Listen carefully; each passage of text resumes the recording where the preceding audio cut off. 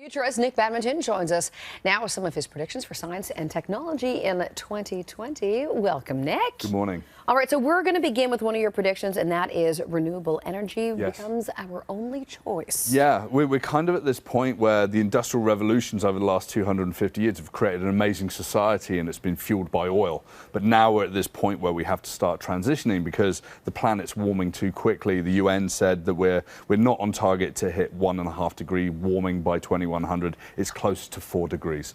So now you've got big banks moving towards investments in green energy. About 130 banks are going to try and shift some of their $47 trillion worth of asset portfolio over to green energy to really try and kickstart that industry globally. Okay, but is it really going to become our only choice in the next year? That seems pretty quick. Yeah, so the next year, by the only choice, I think it's the only choice for us to invest and to get excited about it, really. Oh, okay. I thought gas stations would no, be a thing. No, but you know, we're already seeing gas stations across Canada, like fitting in electric vehicle charging stations. Right. I'm an EV owner as well, so that's really heartening to me because it's kind of tough right now.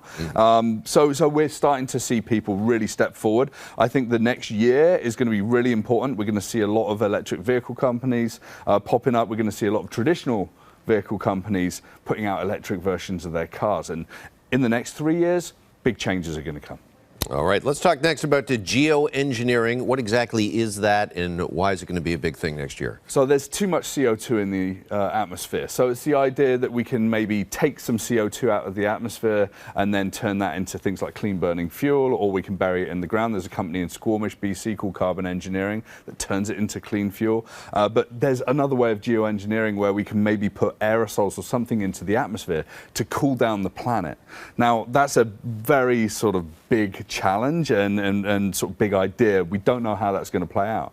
But we've seen eruptions from volcanoes like Mount Pinatubo in 1991 push so much material into the air, it dropped the planet's temperature by 1 degree Fahrenheit. So it's this idea that we're playing around that. And people in Harvard and other large universities are starting to look to this as new territory of science. Okay, and this is somewhat controversial? Hugely controversial. If you think about it, someone described it to me like we're dancing with Mother Nature. So if you change the temperature in one part of the planet, what does that do to other parts of the planet? So it's a very sensitive ecosystem.